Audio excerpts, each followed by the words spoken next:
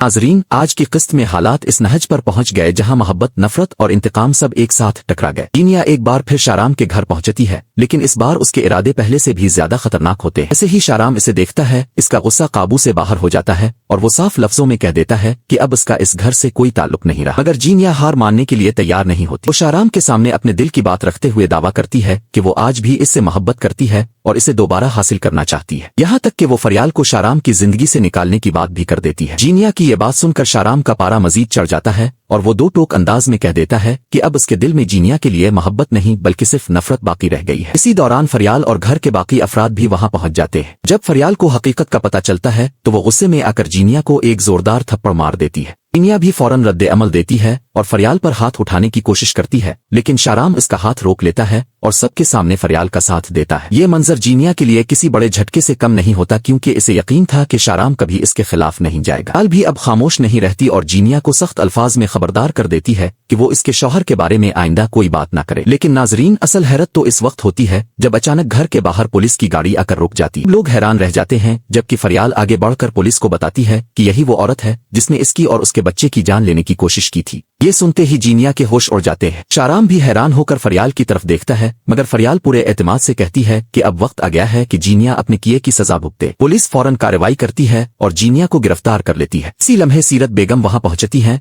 और अपनी बेटी को हथकड़ियों में देखकर टूट जाती है। वो फरियाल से रहम की अपील करती हैं, लेकिन फरियाल इस बार मुआफ करने के लिए तैयार नहीं। बेटी की ये हालत देखकर सीरत बेगम शदीद सदमे का शिकार हो जाती है और उनकी जिंदगी का चिराग हमेशा के लिए बुझ जाता है। दूसरी जानिब अदालत में जीनिया के खिलाफ तमाम सबूत पेश किए जाते हैं। जज तमाम हकायक सुनने के बाद इसे उम्र कैद की सजा सुना देता है। फैसला सुनते ही जीनिया जार ओ कतार रोने लगती है, क्योंकि इसे एहसास हो जाता है कि मोहब्बत के नाम पर किए गए इसके गलत फैसलों ने इसे हमेशा के लिए तबाह कर दिया। लेकिन क्या जीनिया वाकई अपनी किस्मत से हार चुकी है, या आने वाली किस्त में कोई ऐसा नया राज सामने आएगा जो पूरी कहानी का रुख बदल देगा?